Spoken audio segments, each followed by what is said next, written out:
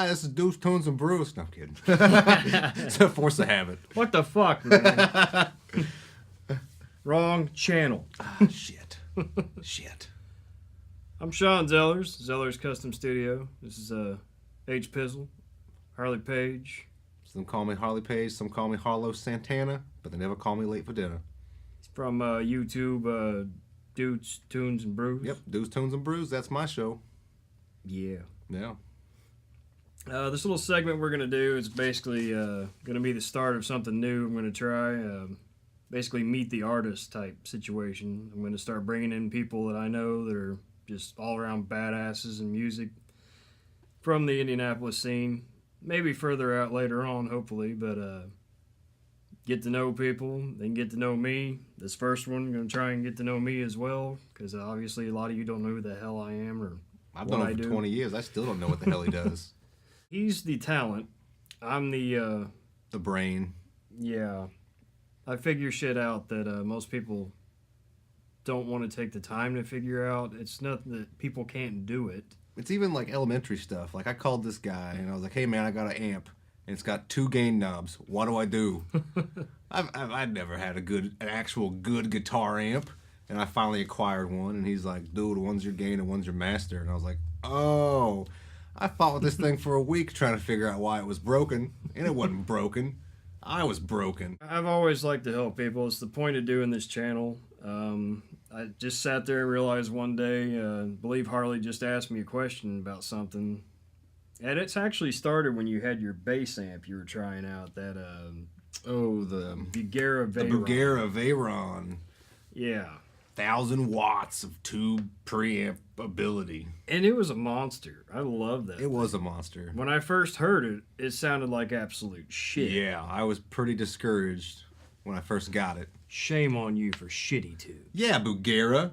It was your preamp section. It kept blowing the tubes. And then they sent me another one, and it was bad too. I remember your Galen Kruger. That thing had some beef to it. Yeah. It was just a 115 tilt back combo. Mhm. And that was only like 100 It was watts. hefty. Yeah. The combos back then were only 100 watts, and You now... pulled it behind you in marching band on a cart while you played the jeez. bass. Oh, yeah, I did. And I never learned a single freaking pep band and marching band song. I always played Kiss bass lines, and no one knew it. I knew it. Sweet Georgia Brown, nah, it's Firehouse. I actually started out, before the band, I tried guitar, and my aunt got me this really crappy Sensonic. Sensonic from Sam's Club. It was an old Strat knockoff. Awful. Just awful. I had just picked up guitar myself around that time, and I was playing on that guitar. Like, man, this thing's a turd. If you don't know shit and you can still tell something's shit, then you're onto something. Yeah, it was hurting my fingies to play it, as Stewie would say. Fingies. I got blisters on my fingies. Sorry if that's copyright.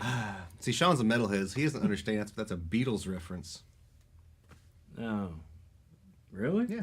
The song Helter Skelter, at the end, you hear Ringo shouting, "I got blisters on me fingers." That son of a bitch. Because the original recording of Helter Skelter was like 25 minutes long. And it was just a big jam. Did you know Slayer said the same thing? Really? No.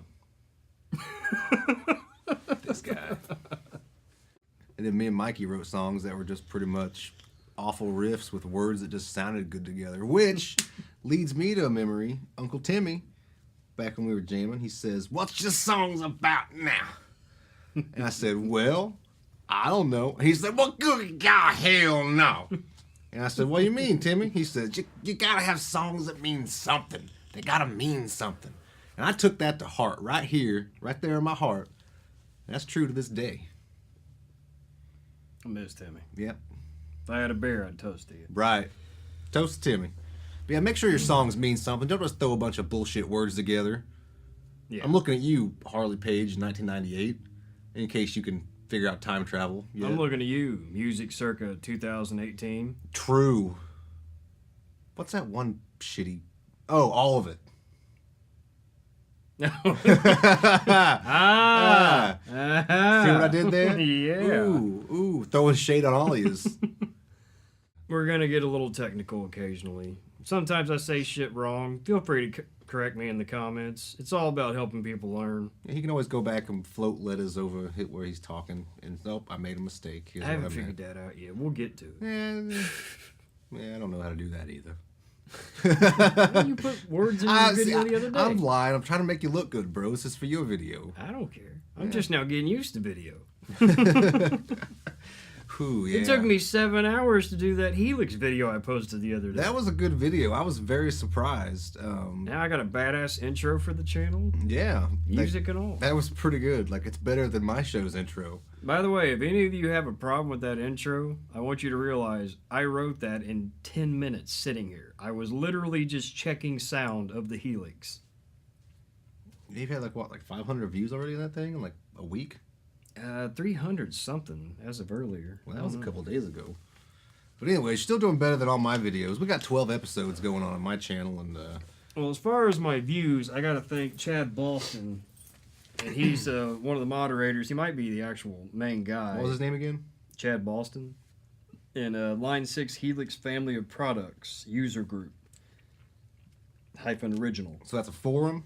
Or is Yeah, that a Facebook it's group? a Facebook group, but it's everybody trying to help each other out with the Helix. Well, that's cool. Line 6 Helix guitar processor. And it's amazing. I came from the Kemper, which, great piece of equipment, but I sold it. Once he found out Weezer uses them, he had to get rid of it. It's a great piece of equipment, but it's just so hard to get an answer from anyone. You have to join a special forum, and you have to ask in the right subgroup and everything else. It's like, I've got enough shit to do with all of this, and I have to play instruments, and we both work full time. I mean, for the price you pay for those Kempas, they could, like, have someone on a hotline, like, oh, what do you need help with, bro? Well, you know what my main problem with it was? With the Helix, I can pull up that editor. With a USB connection, pull up the editor, I can edit everything. Mhm. The Kemper had nothing like that. You had to do everything on an LCD about this big. Now, hold on now. The Helix is, like, half the price of the Kemper, too, wasn't it? Yeah. That's what I thought. We got some really cool shit that we're going to review. For instance, Marshall JVM 410H. This is for sale on my Reverb page. Actually, this entire stack is, because the Helix works better for me. Don't get me wrong, I love these. I absolutely do. But every time I pick up a guitar, it's plugged into the Helix. That's what I play. But amazing, amazing heads. And we're going to run that into the 2 Notes Torpedo Live. With all my shit in front of it. We got the EVH Stealth 6L6. That's the 100S. And the matching 412 cab. This is loaded with, Eddie's branded Celestians, which from what I understand are actually just relabeled Greenback. Are we allowed to say brand names? I do all the time. I mean, they can't really sue me. That's free advertising. Exactly. It's free advertising. You can't... You're welcome. Yeah. You owe me $1. So what is your favorite bass? My favorite bass? So let's do this 2-part. Favorite bass you own. Favorite bass I want. Favorite bass you own Okay. first. See, I got the jazz bass. I got a 2007 Mexican, and I got a brand new 2018 Mexican. In comparison, well, my 07 I relicked about 10 years ago, and it's pretty funky. It's the Thumping Pumpkin. Oh, I love that thing. My brother went through and he changed the top face. It has Les Paul style. Like, the total face is totally flat. It's got a football jack on the bottom, and it's pretty sweet. And it's pretty distressed. It's got the old rosewood. It's super comfortable to play. It's got a set of EMGs in it. And my new one is the brand new Candy Apple Red with the glossy maple neck jazz bass. Oh, it is so phenomenal. The tone is fantastic. The new Mexican pickups are great. It just feels good, looks good, and damn do I look sexy playing it. And I ended up getting a Keith Merrow 7-string, the Mark II. Barely play it. I just think I'm not into 7-strings that much right now. So it might be for sale on my Reverb page as well. They confuse the crap out of me myself. I mean, I'm used to a standard 6-string guitar. That's what I play. 4-string bass, 5-string bass is pushing it for me, but I can still get my way around it. But if you're a traditional guitar player, you're going to keep playing standard chords with that B as your E. Yeah, it's in A right now. Just like drop. Well, you know, D. in standard. Yeah. It's kind of like a 5-string bass with extra higher strings, in a way. Yeah. But there is a learning curve to them. Let's get to some questions here. Oh, the second part of the bass question: what is your dream bass? Oh man, it's hard because like there's all these boutiques out now that I see on like my Facebook feed that look super sexy, and I always wanted a Rickenbacker 4001, that jet black or the maple glow. But We discussed that though. we've discussed Motherfucker Rickenbackers. set up. They're motherfucker set up. They're not user friendly. Shit's designed to where you can't do this without doing that, and you can't do this without Where'd this. you say the truss rod access was? The truss rod access is underneath the plate on the end of the neck, and it's got double truss rods. But they give you a special wrench that you can get in there with, but it's not long enough to like make a complete turn. Or it's not long enough to get totally on. There's a guy who did a review on YouTube. It's something about why Rickenbackers are shit, and he's going through this Rickenbacker he bought in the '70s, and he's setting it up, telling stories. Then he just gets into why it's a piece of shit. And he tells you all the reasons, and it's like, huh, maybe I don't want a Rickenbacker. I've played some. They're fun. They're mostly just sexy, and they got that rock street cred. I mean, Chris Squire, Paul McCartney, Geddy Lee, all them cool bass dudes played one. Freaking Lemmy. I mean, if you gotta have a Rickenbacker. I was saving for one years ago, but some shit happened and I lost all that money. Yeah, been there. Was that with what's her name? No, it was when I got arrested. Oh, dun dun dun. To be continued. This is a good one you can answer because I know you've got a lot of experience in this. The pedals that I currently use are some Chinese cheapies I got from Amazon. They're $30 a piece. They're not bad, but he would probably spit on them. So, Not necessary. what pedals are your go-to, smart ass? It depends. You want to talk about digital or what I would actually get if I was to build If you were to build like individual pedal? an actual pedal board for a rig that you're gonna like at my house, I got my little corner I play at. What kind of shit would you set up? I mean, we'll start with cleans, I guess. I really like chorus. Little bit of reverb.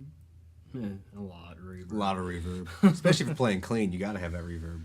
So yeah, I mean, definitely that. I love Strymon, the sound of them, but there ain't no affording that. So I'd probably go with an MXR carbon copy. They've got the deluxe out, which is freaking awesome. You can choose like the note value and everything on the fly. Carbon copy is one of those like classic go-to pedals. It's a bucket brigade, so it decays off instead of kind of, I don't know, it sounds like a wah rolling all the way back as it decays. So it gets quieter and more muffled. It's a really nice sound. Digital delays are awesome too, like the Boss DD7, stuff like that, because the repeats can just go on and on forever. Gotta have that delay. So yeah, delay, reverb, chorus, for sure. Chorus I could do with or without, but there's some songs I like to use it. Definitely for high gain before the amp, a noise gate. That will kill your signal that you normally get that'll cause feedback. It quiet downs your preamp section. It basically makes it think there's not a cable plugged in.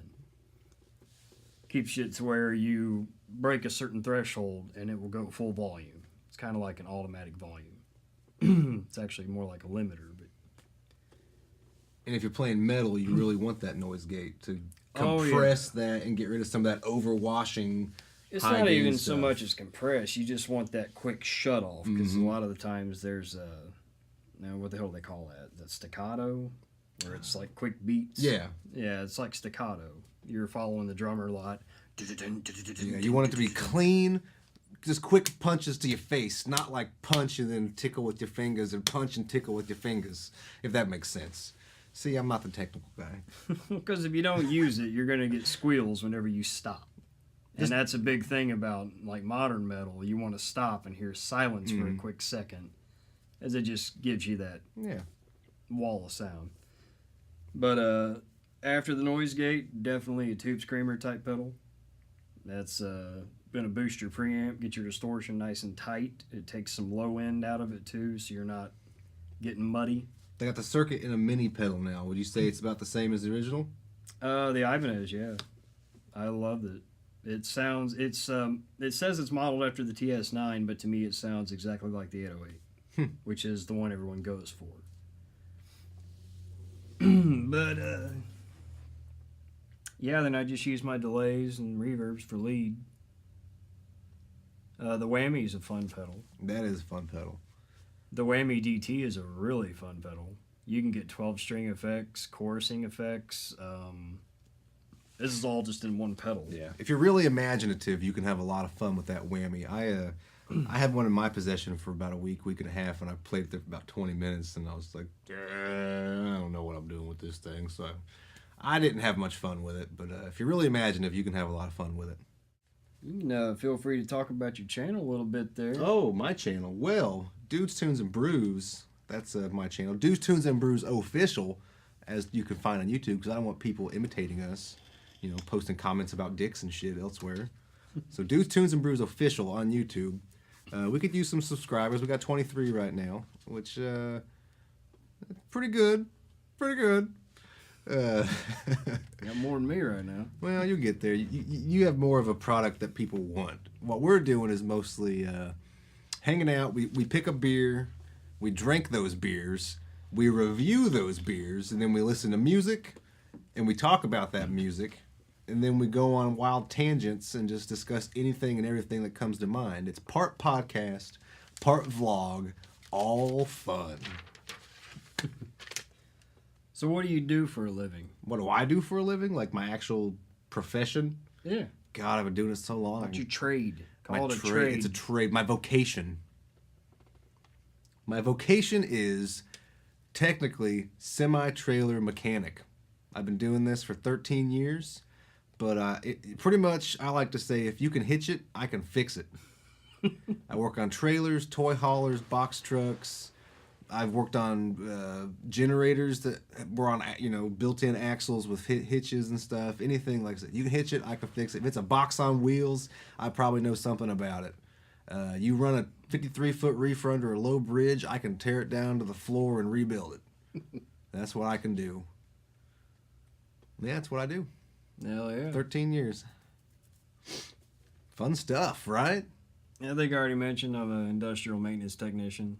And don't get confused, that doesn't mean I plunge toilets. I'm not that kind of fucking maintenance guy.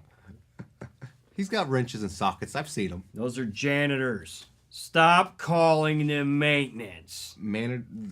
Masters of custodial arts, Sean. I will sensitive. Gladly call them that, as long as they back off that maintenance term. I'm basically a machine repairman, as the union would call. It's industrial maintenance technician. Same thing.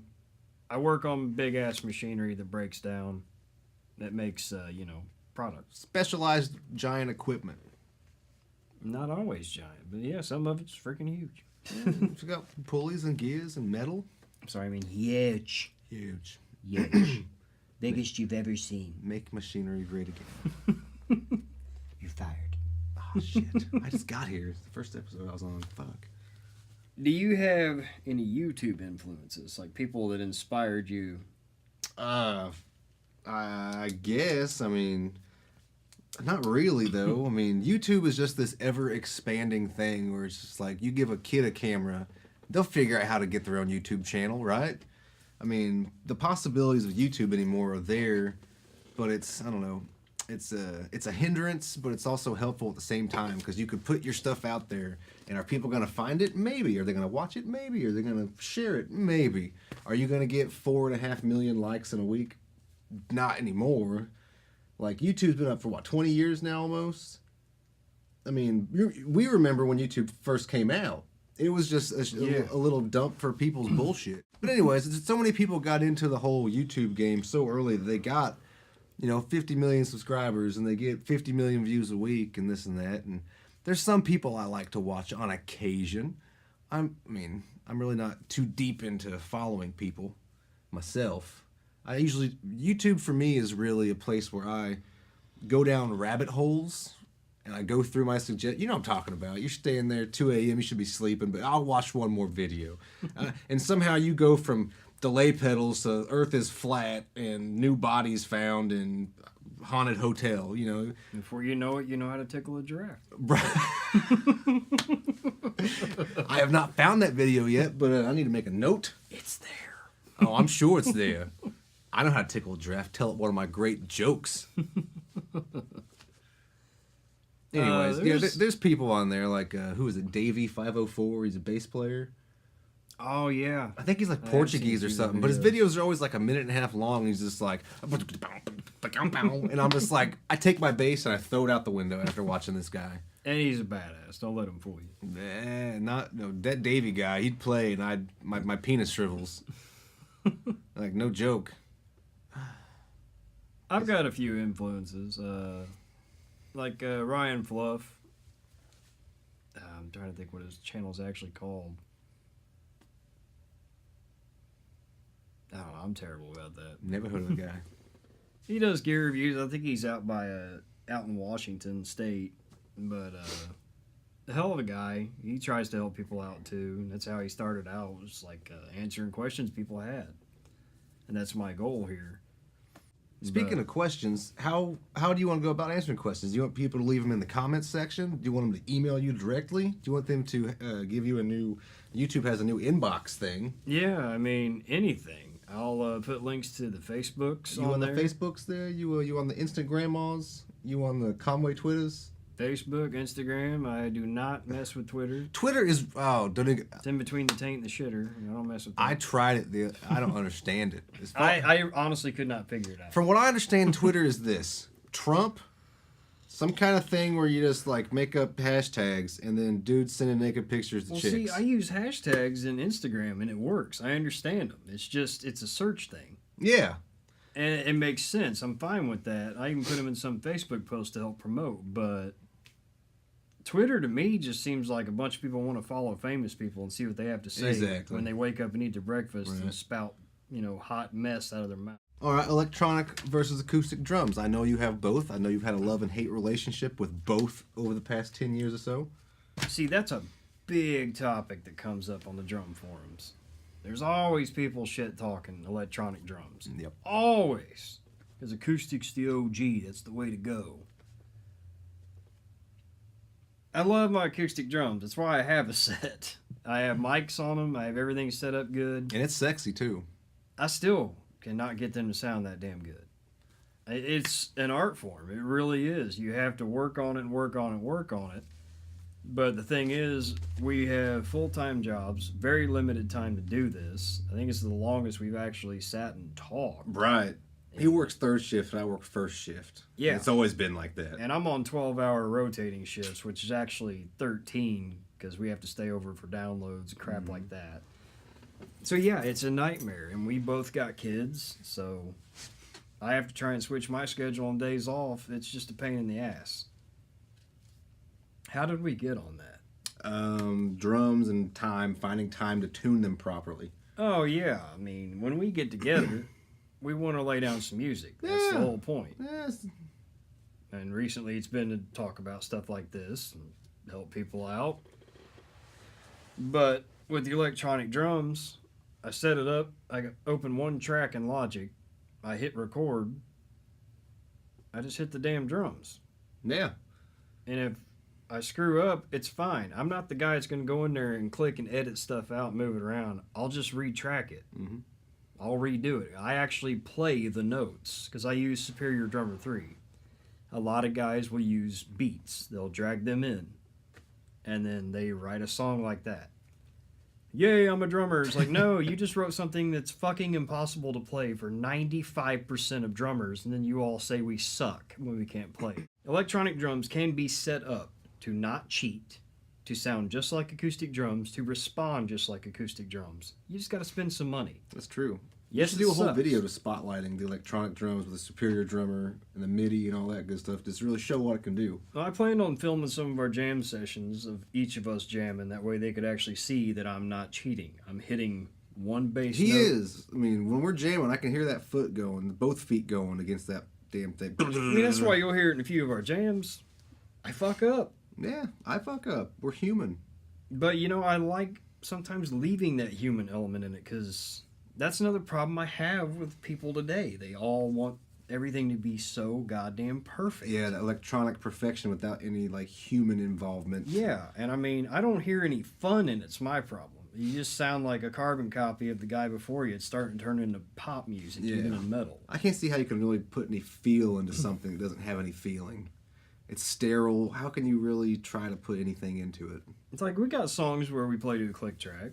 The song on the Helix demo, you heard me fuck up and stumble around because I'm not used to it. I'll be honest. We normally just jam. Mm-hmm. We don't have a click track. We've been each other's metronome for years.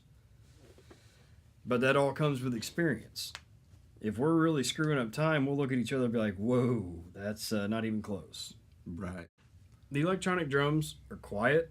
They take up less space. You can put more pieces on the kit.